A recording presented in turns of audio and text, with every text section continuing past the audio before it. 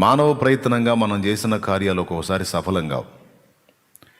2002లో నేను రక్షింపబడ్డాను. 2005వ సంవత్సరంలో కీళ్లవాతం వచ్చింది నాకు. కీళ్లవాతం అంట, టెస్టులు చేసి చెప్పారు. అంటే జాయింట్లో భయంకరమైన నొప్పి. ఎంత నొప్పి అంటే కూర్చొని ఏడ్చుకునేవాడిని మధ్యరాత్రి లేచి. ఆ నొప్పులు ఇలా ఉన్నాయని చెప్పడానికి ఎదుటోడికి అర్థం కాదు. బాగా నొప్పులుగా ఉన్నాయి అంటే, ఆహా నొప్పులు ఉన్నాయా, సరే నొప్పులు వెళ్ళేసుకుపోయావు అంటారు కదా. చెప్పలేనంత బాధ జాయింట్కి. కీళ్ళ భయంకరంగా నొప్పి. చల్లబడే కొద్దీ చల్లబోటు ఇంకా ఎక్కువ. కాస్త ఎండ తగిలినప్పుడు కొంచెం తక్కువగా ఉంటుంది, కానీ కూలింగ్ టైంలో ఇంకా ఎక్కువగా ఉండేది. చలికాలం రోజుల్లో చాలా బాధపడేది పరిస్థితి, కీళ్ళ బలహీనత. మరి దేవుడు చెప్పినట్టు ముందు అందుబాటులో ఉన్నదాన్ని వినియోగించుకోవాలి కదా. అందుకని హాస్పిటల్కి వెళ్తే హాస్పిటల్లో టెస్ట్ చేసి నీకు కీళ్ళ బలహీనత వచ్చింది, కీళ్ళవాతం వచ్చింది అని చెప్పారు. పాపం ఆయన మెడిసిన్ ఇచ్చారు. ఆ మెడిసిన్ వాడుకున్నాను. అది ఆ ట్యాబ్లెట్స్ వేసుకున్నప్పుడు ఒక 6 నుంచి 8 గంటల వరకు నొప్పి అర్థం కావట్లా. తర్వాత మెల్లగా మళ్ళీ స్టార్ట్ అవుతుంది. ఇక మళ్ళీ ఒక ట్యాబ్లెట్ వేసుకుంటే మళ్ళీ 6 నుంచి 8 గంటలు నొప్పి అర్థం కాదు, మళ్ళీ స్టార్ట్ అయింది. అంటే ఆ సమస్యకు బహుశా పరిష్కారం దొరకలేదు, ఏం సంగతో మరి. ఆయన అయితే ఇచ్చినవి నాకు సెట్ అవ్వాల. సరే ఆయన కాదని ఇంకొక ఆయన దగ్గరికి వెళ్ళా, ఇంకొక వైద్యుడి దగ్గరికి. అంటే మానవ ప్రయత్నంలో 2వ భాగం. వైద్యుడిని మార్చా. ఆయన మళ్ళీ టెస్టులు చేసి అదే సమస్యని తేల్చాడు, కీళ్ళ బలహీనత ఉంది అని. సరే ఆయన కూడా మెడిసిన్ ఇచ్చాడు. ఆయన ఇచ్చింది కూడా 6 నుంచి 8 గంటలు అర్థం కావట్లా, తర్వాత మళ్ళీ స్టార్ట్ అవుతుంది. ఏం చేయాలా? ఫస్ట్ ఆయన ఏం చెప్పాడు తెలుసా? ఈ మందులు రాసిస్తా, మెడిసిన్ ఇస్తా, పెరుగు తినవాకు, శనగపిండి వస్తువులు తినవాకు, మాంసం అన్నీ ఆపేసాయి, కోడిగుడ్డు అదన్నా తినొచ్చు అంటాడేమో. ఆహా తినకూడదు. ఆకుకూరలు, పోనీ ఆకుకూరలు అన్న తినమంటాడేమో. ఆకుకూరలు కూడా అన్నీ తినకూడదు అంట. ఏమేమైతే నేను డైలీ తింటానో అవన్నీ వద్దన్నాడు. మరి ఏం తినాలి? చేత తినాలా అంటే మరి రోగం తగ్గాలంటే తప్పదు, పథ్యం ఉండాల్సిందే అన్న. ఈ పథ్యం దెబ్బకి అసలు ఈ కీళ్ళ సమస్య ఏమో కానీ మొత్తానికి పోయేటట్టున్నాను డౌట్ వచ్చింది నాకు. అయినా అసలు నాకు ఈ బలహీనత రావటం ఏమిటి? ఏదైనా కొద్దిగా ఏజ్ ఉన్న వాళ్ళకి వచ్చినా అర్థం ఉంది, కానీ నా వయసు ఎంత, నాకు కీళ్ళ బలహీనత ఏంటి, వాట్ ఈస్ దిస్ అని చాలా బాధపడ్డాను. సరే 2 వైద్యుల్ని సంప్రదించాను. అని మానవ ప్రయత్నం చేయాలా, నేను చేస్తా, మీకు కూడా అదే సలహా చెప్తా. అందుబాటులో ఉన్నదాన్ని వినియోగించండి. వర్కౌట్ కాకపోతే దేవుడి ముందు కూర్చోండి, నేను నా ప్రయత్నం చేశాను, మరి పని కాలేదు, ఇక నువ్వే దిక్కని కూర్చోండి, అప్పుడు ఆయన కార్యం చేస్తాడు. ఇక నేను 2 వైద్యుల దగ్గరికి వెళ్ళాను. 2 పేరు మోసిన పెద్ద డాక్టర్లే. 2 పథ్యాలు చెప్పారు, 2 మెడిసిన్ ఇచ్చారు. పథ్యాలు ఫాలో అయ్యాను, మెడిసిన్ యూజ్ చేశాను, మార్పు లేదు. ఆ ట్యాబ్లెట్ తీసుకున్నప్పుడు నొప్పి తగ్గుతుంది, తర్వాత మళ్ళీ చిన్నగా స్టార్ట్ అవుతుంది. నా టైంకి కరెక్ట్గా లైన్లోకి వచ్చి విలవిల్లాడిస్తానే ఉంది, ఒక దెయ్యంలాగా. రోగం కూడా ఒక దెయ్యమే. దురాత్మలు కూడా జబ్బులు కలిగిస్తాయి తెలుసా. పౌలు శరీరంలో ఒక బలహీనత ఉంది, ఒక దురాత్మ దాన్ని కలిగించింది. సాతాను దూత రోగం. అలాగే మార్కు సువార్త 9లో చాంద్ర రోగం చేత బాధపడుతున్న చిన్నాడి గురించి వాళ్ళ నాన్న చెప్తాడు కదా. చాంద్ర రోగం అంటే ఫిట్స్ అనే అర్థం కూడా వస్తుంది. అలాంటి బలహీనత అన్నమాట, మూర్ఛ వ్యాధి. తర్వాత మానసిక మానసిక బలహీనత. విషయం ఏంటంటే అవి 2 వాడి పాపం శరీరరీత్యా వచ్చినాయి కాదు, దయ్యం వల్ల వచ్చినాయి. దయాన్ని గద్దించి వెళ్ళగొట్టినప్పుడు వాడు బాగుపడతాడు ఆ జబ్బు నుంచి.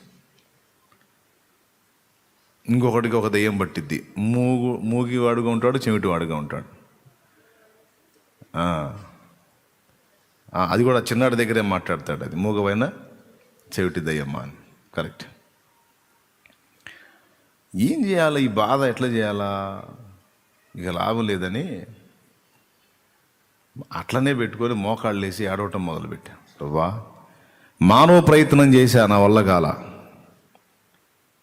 ఏ కార్యమైనా సరే నువ్వు చేయకపోతే నేను నడిచేదానికి కూడా కష్టంగా ఉంది, నా శరీర భాగాలన్నీ విపరీతమైన నొప్పులతో అల్లాడిపోతున్నానని దేవుని పాదాల దగ్గర కూర్చొని ఇక బోర్న ఏడ్చి ప్రార్థన చేయటం మొదలుపెట్టా. మానవ ప్రయత్నం అయిపోయింది, ఇక డాక్టర్లు లేదు, ఏం లేదు, పక్కన పెట్టేశాను. వర్క్ అనుకున్నది జరగలేదు కదా, వాళ్ళు ఏదో వైద్యం ఇద్దరు చేశారు, పని కాలేదు, ఇక తీసే. ఇక ప్రార్థన చేశాను. ప్రార్థన చేసి విశ్వాసం ప్రదర్శించడానికి ఒక క్రియ చేయాలి కదా. కాబట్టి నాకు బలహీనత తగ్గలేదు, బలహీనత అలానే కంటిన్యూ అవుతుంది. అంటే నేను చేసిన ప్రయోగం మళ్ళీ మీరు చేశారు, నాకున్న విశ్వాసాన్ని బట్టి నేను చేస్తాను. మీకు అంత విశ్వాసం ఉంటే వర్కౌట్ అయ్యింది. మళ్ళీ విశ్వాసం లేకుండా అన్న తిన్నాడని మీరు తిన్నారనుకో. ఫర్ ఎగ్జాంపుల్, నేనేం చేశానంటే ఏవైతే వద్దని చెప్పాడో మొత్తం తింటాం మొదలుపెట్టా. ఏంటంటే నేను నమ్ముతున్నాను, దేవునికి కన్నీటితో ప్రార్థన చేశాను, మొర్ర పెట్టాను, దేవుడు నన్ను ముట్టి స్వస్థపరిచాడని నేను నమ్ముతున్నాను. ఆ విశ్వాసానికి గుర్తుగా వాళ్ళు వద్దన్నయన్ని నేను తింటున్నానని తిన్నా. ఆశ్చర్యం చెప్పనా, ఇక మందులు లేదు, డాక్టర్ లేదు, రోగం కూడా లేదు.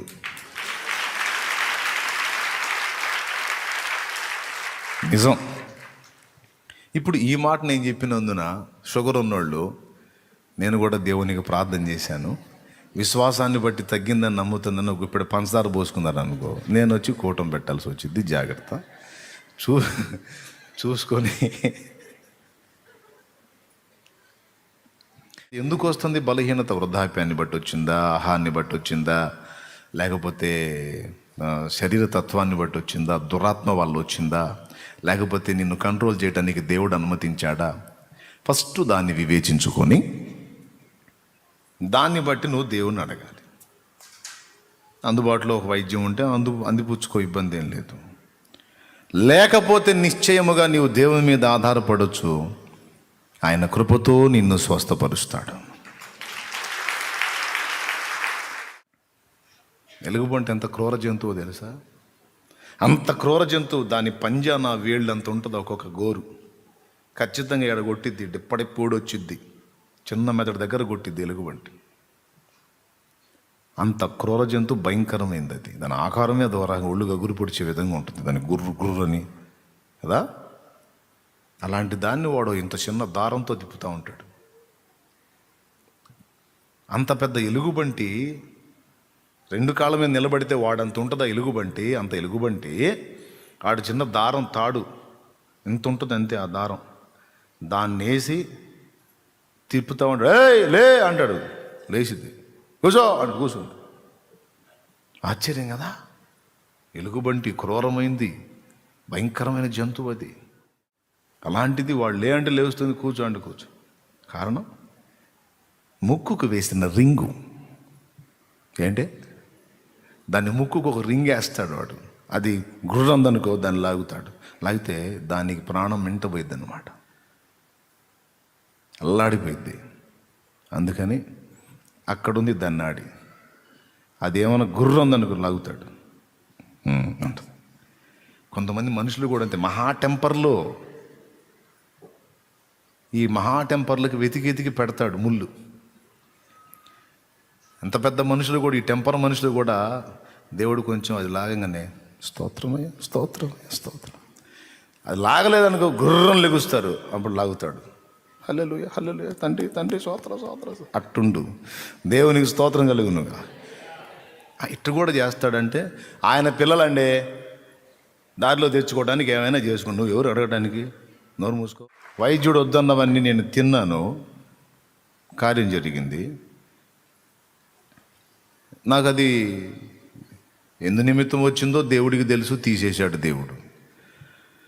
నీకు కూడా అలాంటి విశ్వాసం ఉంటే మరి నీకు కూడా ఆ విధమైన సమస్య అయితే దేవుడు తీసేస్తాడు.